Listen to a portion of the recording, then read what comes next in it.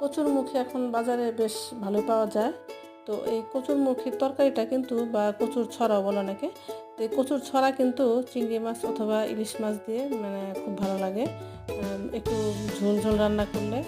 আর সাথে যদি একটু আম বা জলপাই টক জাতীয় কিছু একটা দেওয়া যায়, তো তরকারির স্বাদটা কিন্তু দ্বিগুণ হয়।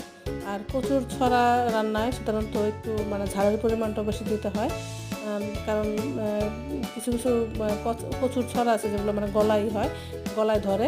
তো যদি আমরা একটু ঝালের পরিমাণটা বাড়িয়ে দিই তাহলে কিন্তু আর এই গলায় ধরার প্রবলেমটা হয় না। আমি নিজেও ঝাল খুব খাই, আর কচুর তরকারিতে একটু বেশি খাই। এতে কচুর স্বাদটা ভালো লাগে আমার কাছে। তো আপনারা দেখতে পারেন।